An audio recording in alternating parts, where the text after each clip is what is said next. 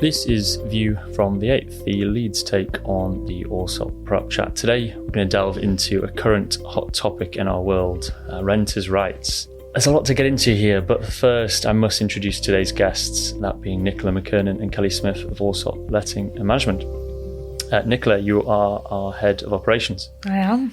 How long have you worked at Allsop, and what does that role entail? I have been at Allsop for 8 years now, just over 8 years, starting off as a portfolio manager, managing a number of client relationships, and my role has developed over the years into a bit more of an operational role, a bit more strategic, and then I've been head of ops for around 18 months now. Nice one. Kelly, same questions. You are Chief Operating Officer. I've been with Allsop Letting Management since 2017, starting off as head of build-to-rent operations, moving through to operations director and now COO. I've worked in the residential property sector for longer than I care to remember, but 25 plus years. So I've seen various changes along the way, both legislative and the sector as a whole. And we're definitely going to get into that. There's clearly a lot to talk about here. But just briefly, View from the 8th is the title of the podcast here. Actually, we share an office in Leeds, and we're actually on the 8th floor of platform, which is above the train station. We have great views, especially on a day like today, which the sky is very blue, and it's a good place to be in the north today. Kelly, you've come up from London. I have come up from London, yes, born and bred, but I love the north. And so you've got London and Leeds. Yes. Mm-hmm. But then, of course, a number of schemes around the country where you also have bases. We operate in 30 different geographical locations all across the UK. And what sort of these days, I know you've said that there's been a lot of change in the industry. There's been a lot of change at A&M, which there was a different name, and you've had different names over the years. And how does it look now? And what kind of clients do you have these days? It's very different now. In the 8 years that I've been here, our business has really grown and moved. So from more traditional PRS portfolios, maybe geographically disparate, varying levels of housing quality. Probably 5 or 6 years ago, we decided as a business that we were going to move and target into this growing BTR sector. Build to rent. BTR, build to rent. Sorry, yeah. Build to rent, BTR, we call it. And within that is multifamily houses. So apartment blocks, often urban city centres, lots of amenity offering, and single family housing. So housing estates, often outside of city centres, targeted more at families, often with different kind of amenity offerings because of that. So we work with a number of significant institutional clients who are also making marks in that sector as well. So in terms of these sites, housing sites, flats, where have you got concentrations in certain areas, or where are all these sites? Yeah, we do. So manned sites, we have a lot in the northwest, in Manchester, Salford, Liverpool, but we also have sites in Leeds, sites in London. And then we have our single family housing portfolio, which are not manned or staffed in the same way that the multifamily sites are, but we often position staff members, property managers close to the site so that they can be very accessible to the residents on site there. And that's an interesting thing, that the manned site point, because sort of old school PRS and maybe something you as a business are moving away from managing and letting. The new sort of build to rent, single family housing, multifamily housing does have more of a hands-on management. Yeah, very much so. And they're providing more amenity, as you touched on before. Yeah. It's helpful for us to just set that scene in terms of where we're going next and what viewpoint we're going to talk about, because there's a huge number of different viewpoints on these areas. In the current, let's call that your industry that you're working in now, so not maybe just globally letting and management. Let's talk about your build-to-rent landlord, your institutional investor. What are some of the challenges you're facing at the minute in the industry? I think the industry that we work in, we are equipped through what we do to handle challenges. There are always challenges. So at the moment we're talking about legislation, but that has been a challenge for a little while in terms of the changing legislation, the developing legislation, and managing our processes, making sure our people are trained up enough to understand what can be very difficult technical legislation in a really practical way. We're also a growing business, we're taking handover of new properties almost on a weekly basis at the moment. And that comes with very practical challenges as well. In dates move out and we're trying to resource that. That's also very challenging for our clients because as dates move, their projections move, and all the planning that we have done and that they have done has to pivot, we'll say, as well. So it's a really fast moving industry at the moment. It always has been, but very much so at the moment. And so we have to be very much on our toes. Yeah, I think you make a really good point, Nicola, about legislation. We, as letting agents in this sector, still battle with a very old and antiquated court system and the process of landlords seeking possession, which hasn't changed for a number of years. Interestingly, we're one of the sectors that are not regulated. Estate agents are, letting agents are not. So we're bound by around 100 separate pieces of legislation, which makes complying with the law quite complex. Another challenge, I would say, is innovation. So our clients are constantly seeking or looking to us as their agents to deliver innovative ideas that underpins the customer journey. Consumers are becoming more and more savvy to what good looks like in this sector, and therefore are wanting more bang for their buck. And they absolutely do get that in build to rent, but the clients are wanting more and more bells and whistles, if you like, to be able to demonstrate that to the renter and to the consumer so that they stay longer and so that their asset performs. And it's interesting, you mentioned the journey of the tenant. This is predominantly an American model where you very much lease and often lease all your life. Build to rent coming over here, there are headlines about it being more expensive. Yes. But you get a lot more out of that. And I think more than ever, the tenant is coming first in this industry. And okay, that might sound daft. Of course, the tenant should come first, but it very much is the lead in build to rent. Absolutely. And exceptional customer service is at the heart of everything that we do.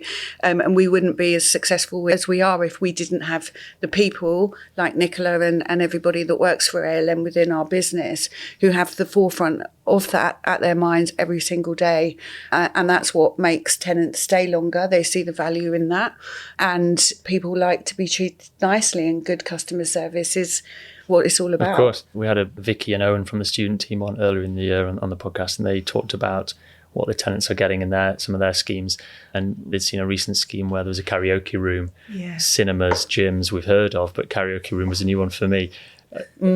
What's the weird and wonderful that build to rent are now offering? You say you obviously want to be at the forefront to that. What are tenants looking for, or what are you giving? We walk a bit of a balance here, and we often advise our clients on this in that build to rent, I think the residents are often looking for the next new exciting thing. And that's important that we're always moving ahead with that without the offering becoming a gimmick, because there's no longevity in that. So what we see works really well is co-working space. We have sites with private dining rooms, cinema rooms, and gyms, spinning studios, those things pass the test of time. We do have one site that's got a running track on the roof. That's always quite popular and sort of sets that aside. So it's finding space and offering that is flexible, that we can develop over time and as residents' requirements change. So co-working space has continued since COVID to be extremely important to our residents. They want a site where they can live, they can work, they can potentially host meetings if they want, and they can socialise as well. It becomes about a lifestyle rather than a place that they live. Yes, that's where residents will see value. It's the gym membership, it's the co-working space. So you only need to think about your own gym membership and how much we pay every month to use a gym. If that's included in your rent. The other point that going back to the people within our business, the other point I'd like to make is we know from resident feedback that the people are at the heart of everything we do, because our Home Views Awards, which we can touch upon later, are all verified resident reviews. And in a huge amount of those reviews, it talks about the people, and those people are named. So the people that are delivering that service and offering those amenities almost become part of their family. Yeah, very much. So the point here, I think the picture you're painting is you're trying to keep your tenants happy and ultimately within the schemes as long as possible. Yes, absolutely, Which is where we're getting to here, and it's sort of probably some of the more negative headlines around renters' rights, is focused on getting tenants out. And we'll obviously get into this, but where, Kelly, where did this start? The story started back in 2019. The Conservative government produced a white paper on renters reform, as it was known then, which set about reforming the private rented sector. So this was all about tenancy reform and what that looked like in the future. Fast forward to 2024. The legislation still hadn't been passed, and we now know that a general election was called and a Labour government was voted in to run the country. And I'll come to the new proposed legislation in a moment. But the point I wanted to make is there's already been a very long journey around the tenancy reform, renters' rights, and what's now known as the Renters' Rights Bill to get to this point. So we do expect there is going to be more debate and further changes, but there are some certainties in the legislation as it's currently drafted that we're aware of. One of those certainties is that Labour are pretty keen on this. Absolutely. So Angela Rayner, it's part of the Labour's manifesto. They said they would do it quickly, and they certainly will. Whether they do that via primary and secondary legislation remains to be seen. But one thing which is an absolute certainty at this point is there will be abolition of Section 21. Yeah. Kelly, I definitely want to get into that. I just want to quickly speak on timing, because there seems to be a bit of different views on this. Are we about to see this reform come in next week, the week after, the following, or is it months away? Have you got a feeling of the timing of, the sort of long stop or stop dead date, as it were, of today's policy and tomorrow's? I wish I did, because I could plan around that day, which is one of the complexities going back to the challenges of new legislation. Sometimes you just don't know. Yeah. It could be weeks, but it depends what government's priorities are at the moment. It's more likely to be months. So let's get into the bill as drafted, I think is the point. First of all, what are the high-level points in there? And then let's get into handful of them. We could probably talk for at least another 2 hours about the detail of the legislation. So going back to the abolition of Section 21. Section 21, just to be clear for our listeners, is a Section 21 notice is a no-fault eviction notice. Essentially, landlords can give a tenant 2 months' notice any time after 6 months of the tenancy has elapsed. Currently, there doesn't need to be any reason. They can get their property back. That obviously provides landlords with quite a lot of comfort. What it doesn't do is provide security of tenure for residents living in this country. This one's getting the headlines. This one's getting the headlines. Yeah. This is the big headliner. Mm-hmm. People often talk about, this new legislation is about abolition of Section 21. So it's become the colloquial name, if you like. But actually, this is all about rental reform and renters' rights. It brings in more regulation of the industry with a new ombudsman, with potentially a PRS or landlord and agent database. It puts into place rules, regulations about discrimination, people on benefits, etc. can find it very difficult at the moment to find somewhere to rent. Another real headline grabber of this legislation is the ability to have a pet, which I think is, I can understand why that's a headline grabber, because for people living in rental properties who are not allowed a pet, who are good renters, who look after their property, that's their home. We talked earlier about building a lifestyle. That's very important for us. We've been doing that for a little while. Across all schemes? Or it is across all schemes now. It is. In reality, Fido has always been able to live in a rented property. As long as Fido's not a horse or a sheep. As long as Fido's not a horse. And we as a business took advice from the Dogs Trust and the RSPCA about how many pets per property and all that sort of stuff. So that hasn't really changed, because the way Labour have positioned this in legislation is that consent cannot be unreasonably withheld, which is the current position. The other piece of that is that if there is a superior lease restriction, that will remain. So that bit hasn't really changed, but it's nice to see it, because to Nicola's point, people want to feel like it's their home and they want to have Fido or... And I think maybe there's a viewpoint amongst renters that if they ask, the answer will be no. That's not our experience, but perhaps it is the experience in other parts of the industry, perhaps, and perhaps landlords in some areas may make a judgment that there's a pet is going to completely ruin the property. Again, that's not our experience of it. The other thing I just want to touch on the legislation, which we very much are in favour of here, is bringing in a decent home standard to the industry. It's been in place in social housing for a little while now, and Awaabs Law as well. I think driving housing standards around this legislation is important, and actually I think that is a better headline grabber if we're looking at improving the position for residents.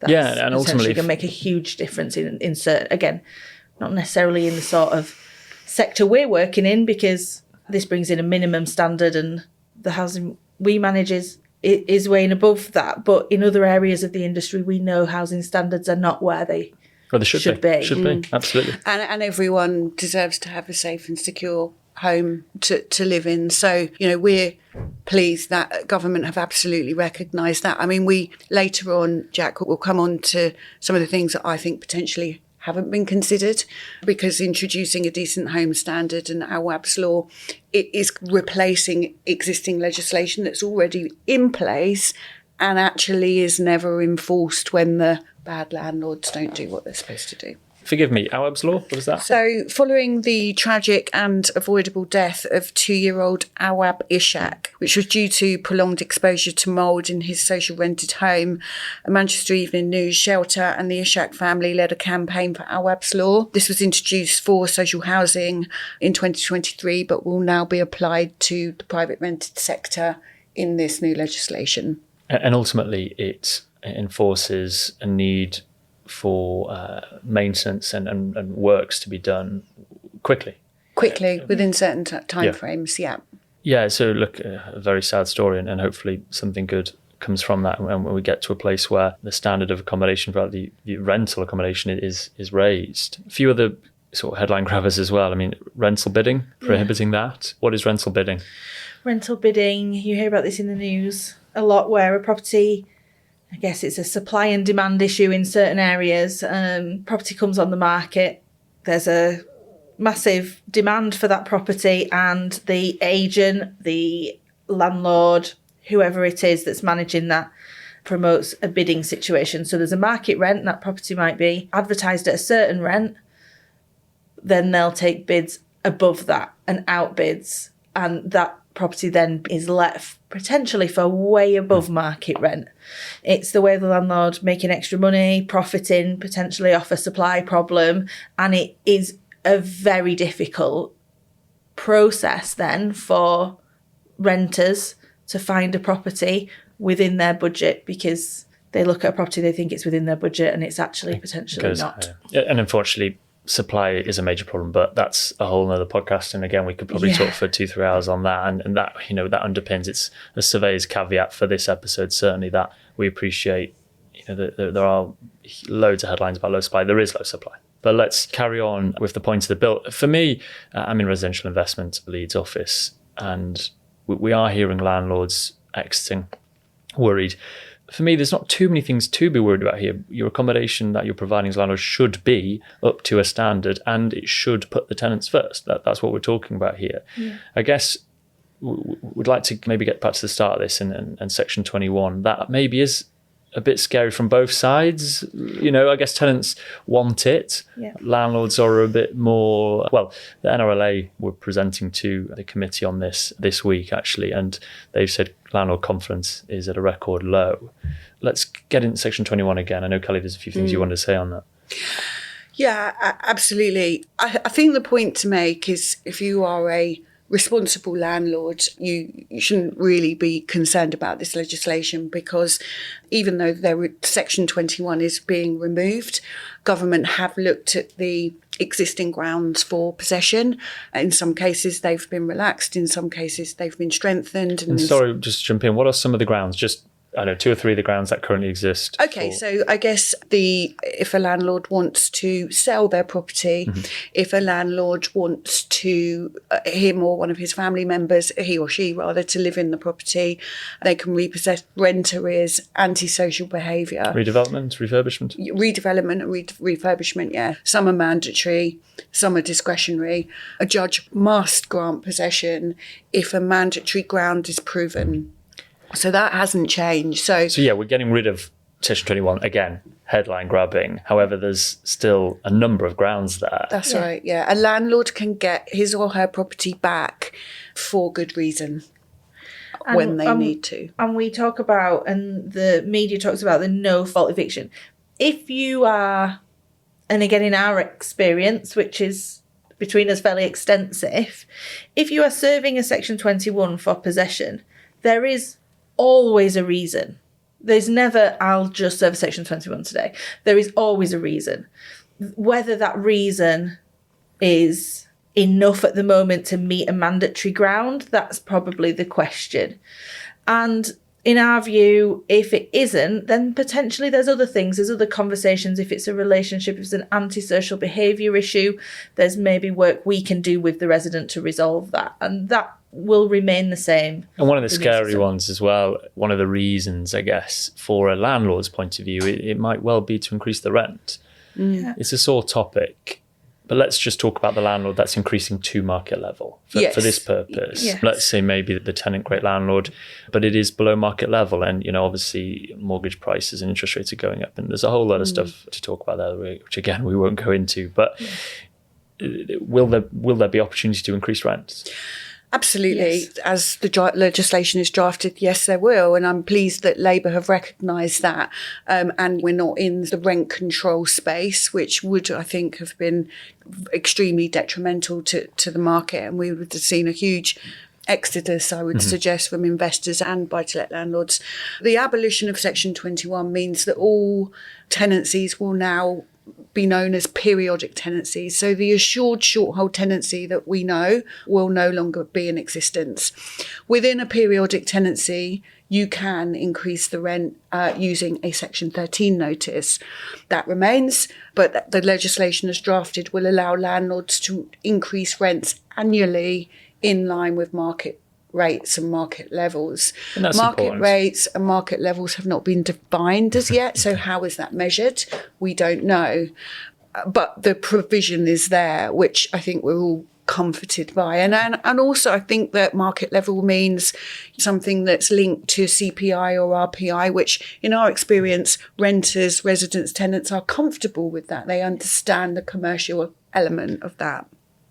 Yeah, absolutely. And the Section 13 notice exists now outside of a fixed term, and there is an ability for a renter to challenge that rent increase through the first tier tribunal if they are not comfortable with that rent increase. That remains also.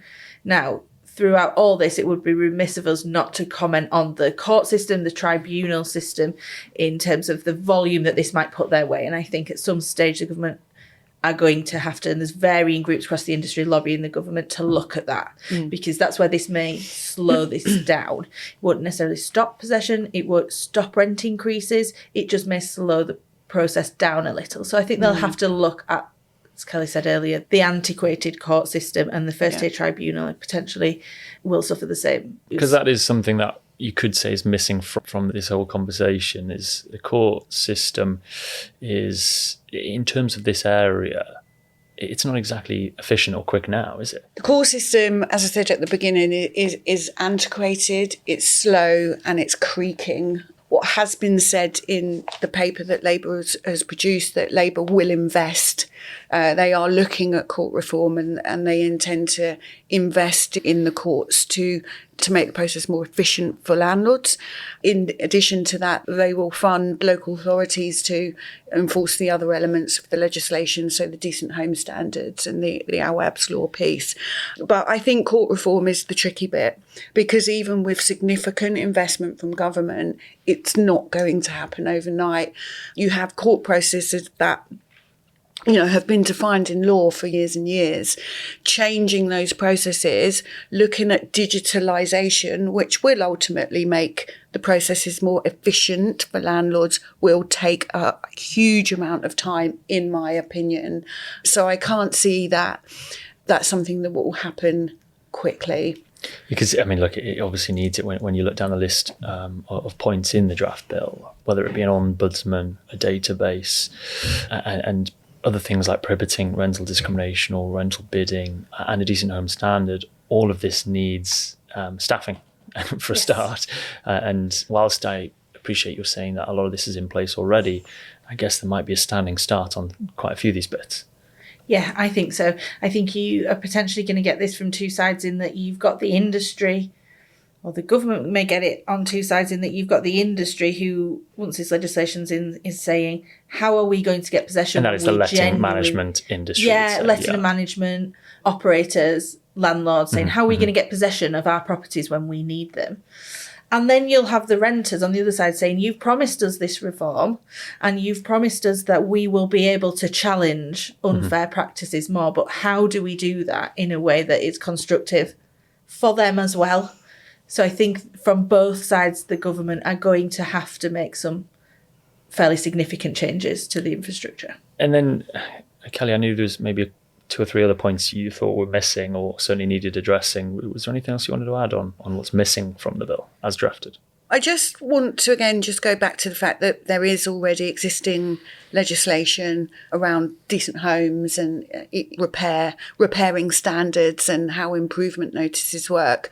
So I just think government need to be quite careful that we're not duplicating legislation, because I think it will become confusing. I also think when looking at current legislation and this new decent home standard legislation, the local authority selective licensing needs to be looked at. So selective licensing is a license that a landlord needs to pay for and hold.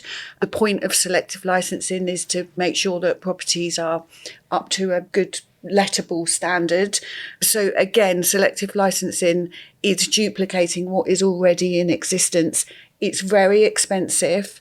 I believe it's a cash cow for local authorities, and I don't believe it's necessary. And I think you touched upon, from an investment point of view, landlords exiting the market, this is another cost. So we need to bear in mind that the Ombudsman, the database, there will be costs associated with those, but there will be a not-for-profit organisation, whereas selective licensing is quite a significant cost. So I think landlords will accept that there's going to be these new additional costs for the database and the Ombudsman, but I think the removal of selective licensing will bring more comfort to existing investors and landlords. If you are a landlord who is managing your own property and you're trying to navigate your way around this legislation and the court system, and potentially your margins are quite small, this becomes a difficult place to be.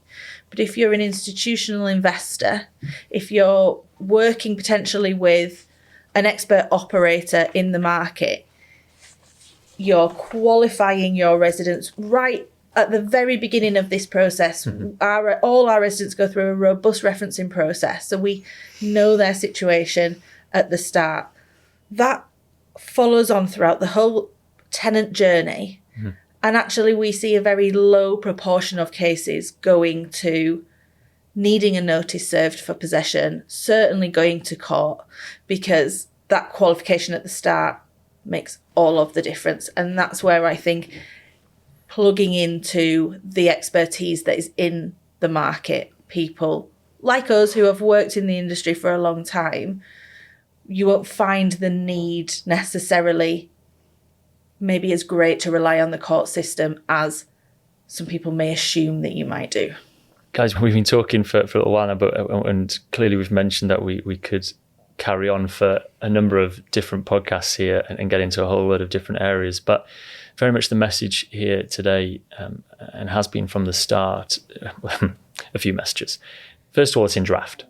Need to relax for now, don't we? Speak to the right advisors. Kelly, any closing remarks? Should landlords panic? I don't think landlords should panic. As Nicola says, there's some navigation around what the new legislation will look like. We don't know exactly what that is yet, but this is a good thing. This is a good thing for our industry. As I said at the beginning, I've worked in the industry for a really long time, and renters pay fair rents. They should have a fair deal. They should have a safe and secure home and security of tenure to live peacefully, and that's what we want. We support this legislation. I think that's a really nice message to end on. Thank you for listening to View from the 8th. I hope we've made some sense of all the headlines around this new legislation today. Nicola, Kelly, thank you for your time. Thank you, Jack. For having us. I've been Jack Robson. All podcast feedback and questions can be sent to podcasts@allsop.co.uk. Thank you.